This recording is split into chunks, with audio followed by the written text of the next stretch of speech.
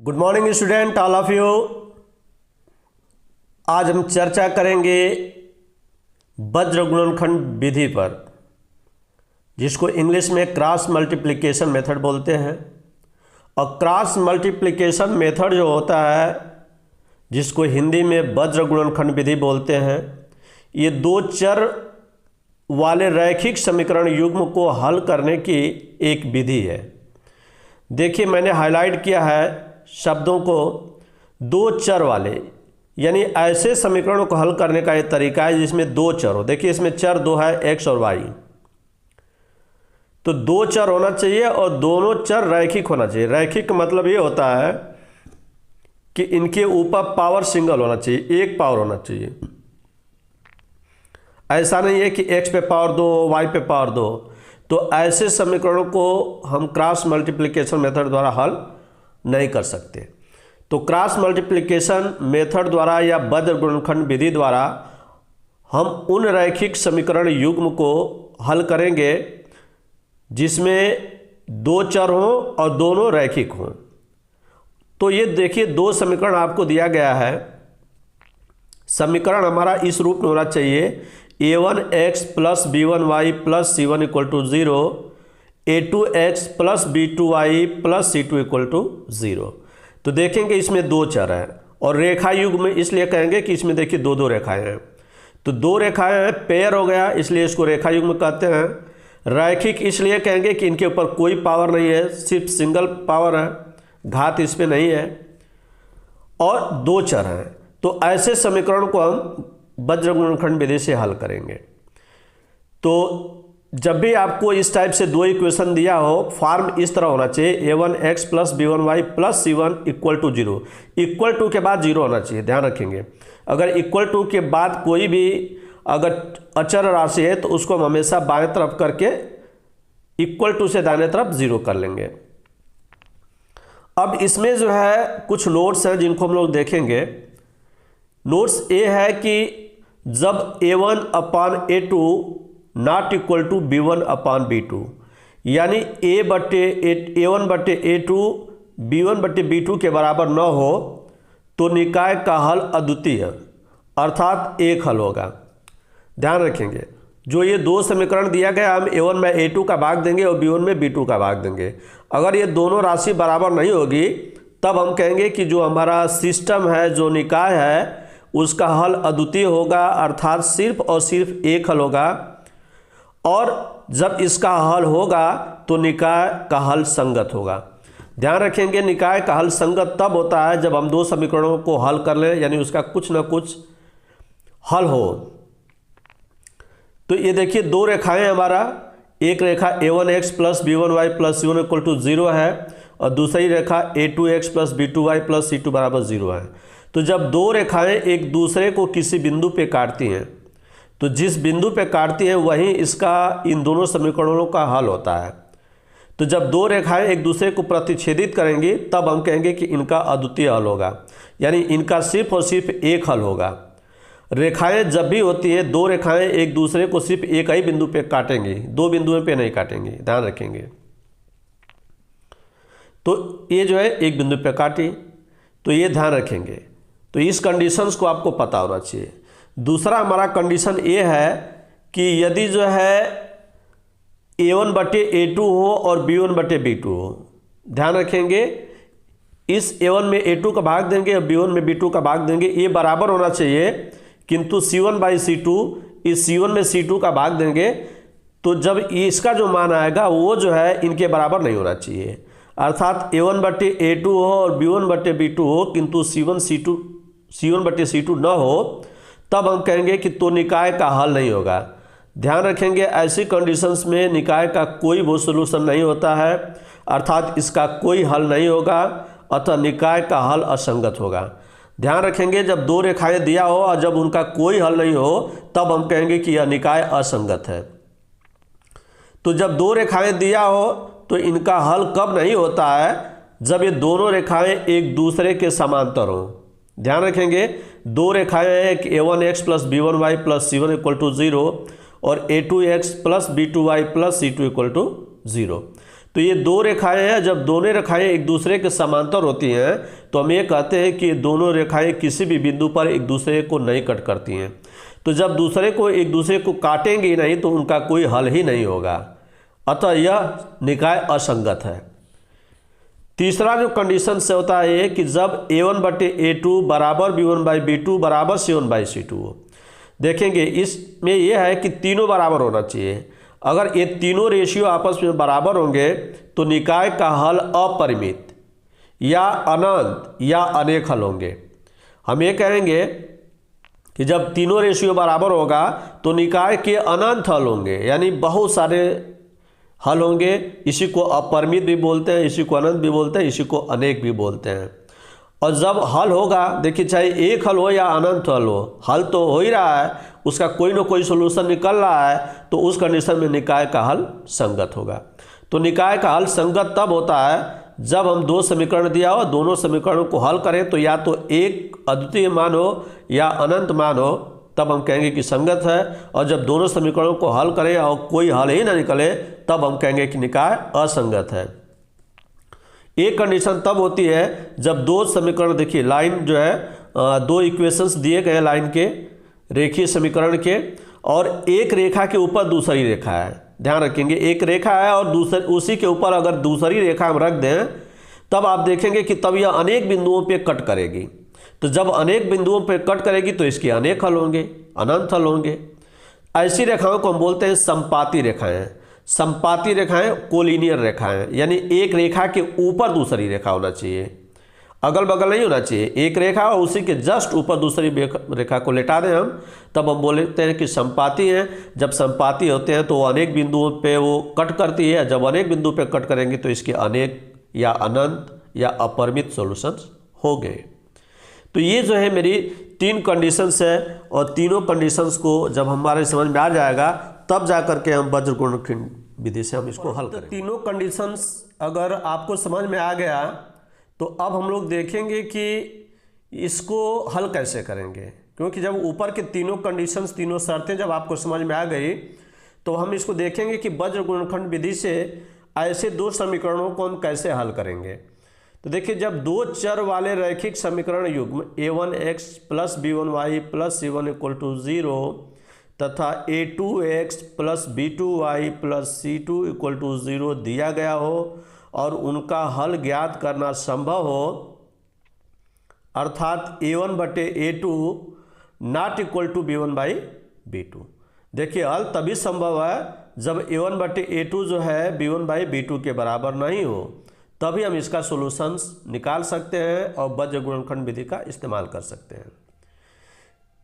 तो आप देख सकते हैं, अगर हम इसका क्रॉस मल्टीप्लाई करें तो a1b2 not equal to a2b1 होना चाहिए, या हम इसको ऐसे भी लिख सकते हैं, a2b1 को अगर हम लेफ्ट साइड अगर भेज दें तो ये हमारा हो जाएगा a1b2 minus a2b1 not equal to 0।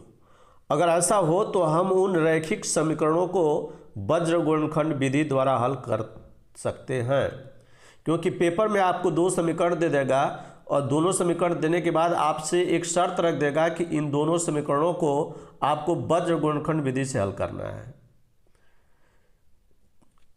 तो देखेंगे, मेथड हम समझेंगे। सबसे पहले जो हमारा मेथड दिया गया है कि अगर दो समीकरण a1x plus b1y plus c1 equal to 0 और a2x plus b2y plus c2 equal to 0 दिया गया, हमने मान लिया इसको this is equation number 1 and here this is equation number 2। तो जब ये दोनों इक्वेशन दिए गए तो सबसे पहले हम इसको चेक करेंगे।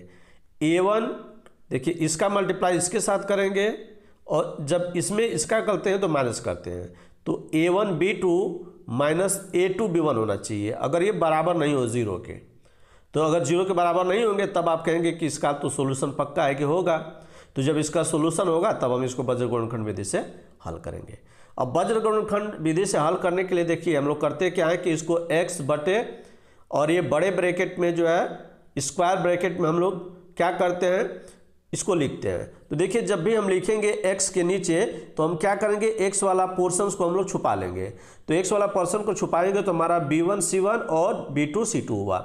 तो इन कोफिशिएंटों को, इन अचर राशियों को हम लोग लिख लेते हैं इसके नीचे। देखिए b1c1 और b2c2 इक्वल टू, अब जब y का जब लिखते हैं हम कोफिशिएंट, तब हम इसको माइनस में लिखते हैं, क्योंकि x की वैल्यू प्लस होती है, y की वैल्यू माइनस होती है, फिर प्लस होता है।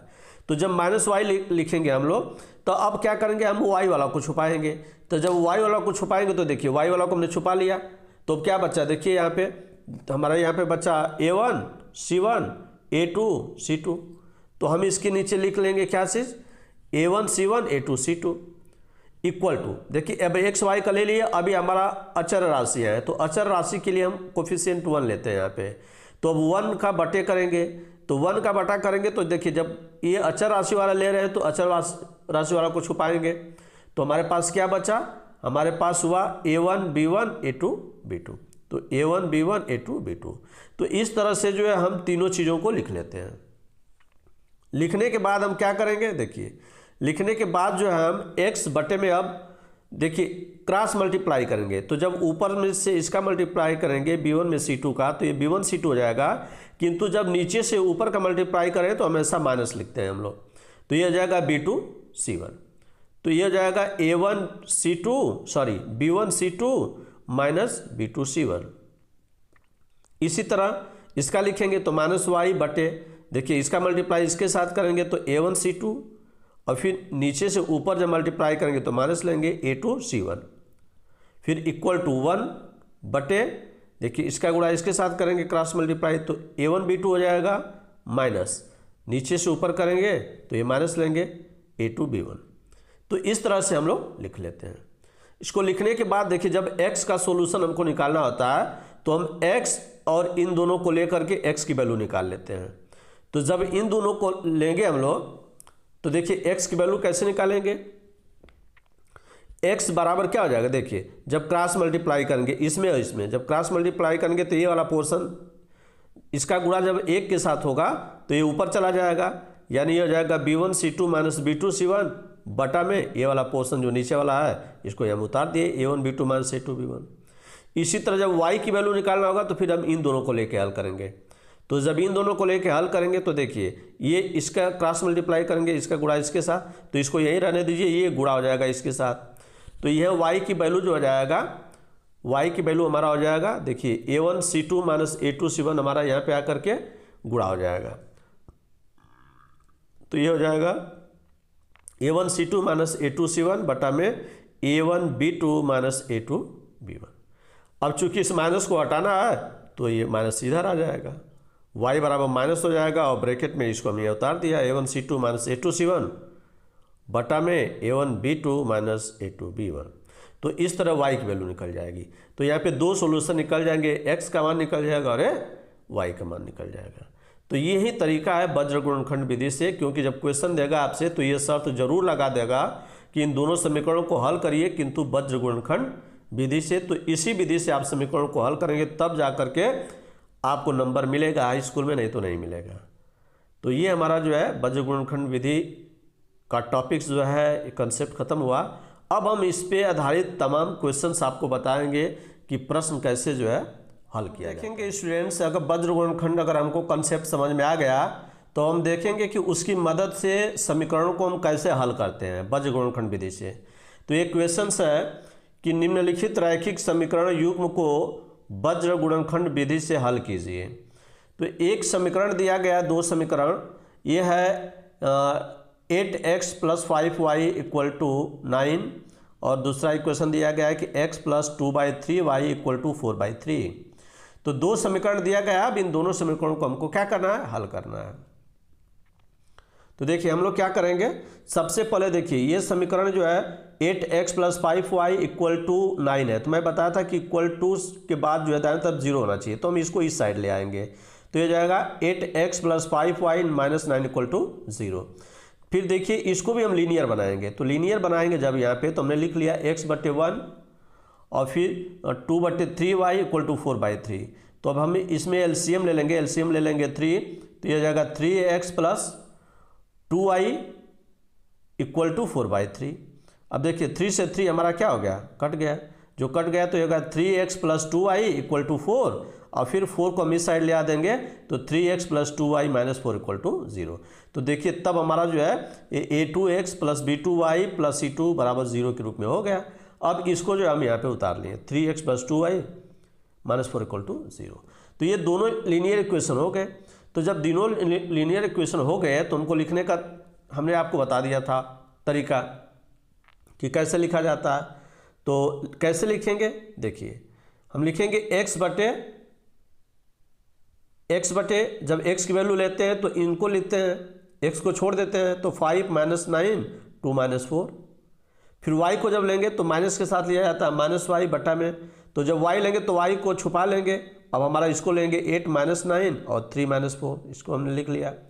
और फिर जब कांस्टेंट वाला लिखते हैं तो 1 लिखते हैं, तो 1 बटा में कांस्टेंट वाला छुपा लेंगे तो इसको लिखेंगे 8 5 और 3 2। तो इस तरह से हमने इसको लिख लिया।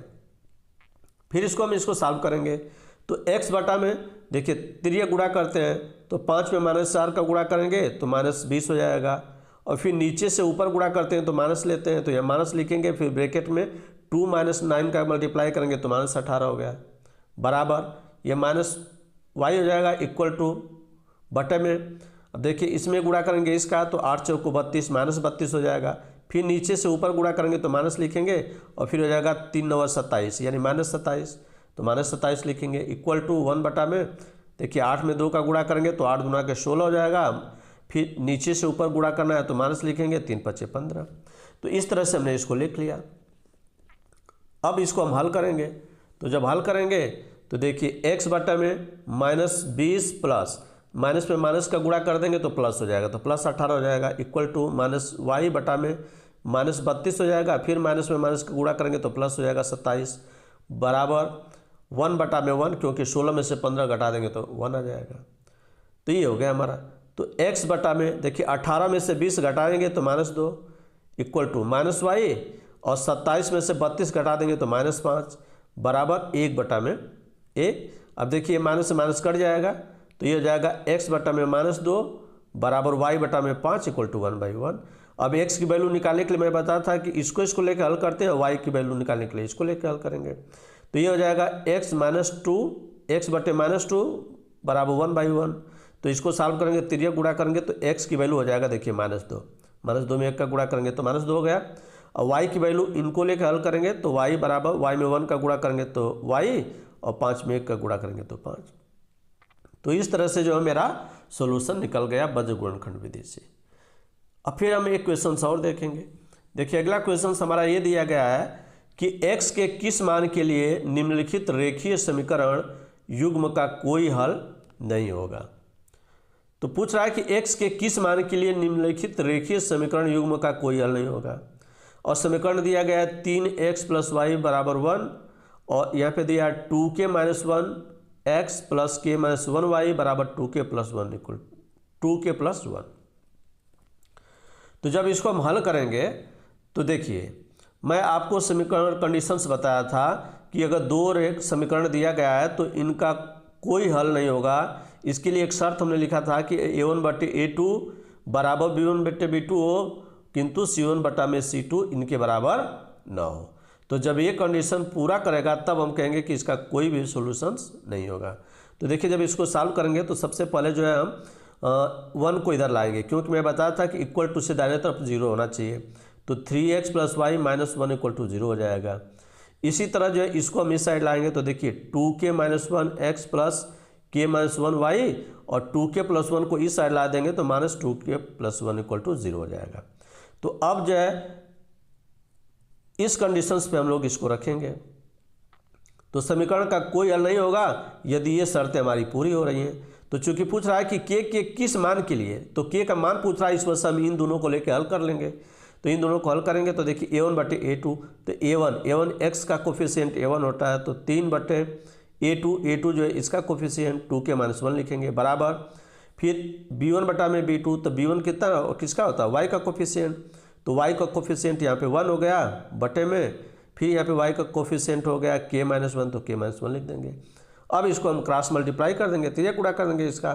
तो जब त्रिज्या गुणा करेंगे हमारा तो देखिए ये हो जाएगा 3k माइनस 1 और 1 में इसका गुणा करेंगे तो 2k माइनस 1 हो जाएगा। अब 2k को इस साइड लाएंगे तो 3k में से 2k जब इधर आएगा तो k बचेगा, और -3 को इधर ला दिए तो +3 हो जाएगा, तो 3 में से 1 घटा देंगे तो क्या बचेगा 2। तो ये हो गया k का मान 2। यानी k के 2 मान के लिए जो है अगर k की वैल्यू अगर 2 हो तो उस कंडीशंस में इन दोनों समीकरणों को अगर जब हम हल करेंगे तो इसका कोई भी सॉल्यूशन नहीं आएगा। तो इस तरह से जो है ये मेरा टॉपिक खत्म हुआ वज्र गुणनखंड विधि द्वारा 2 रैखिक समीकरण युग्म को हल करने का तरीका। तो अब हम आपसे विदा लेते हैं और इसी के साथ जो है जय हिंद, वंदे मातरम।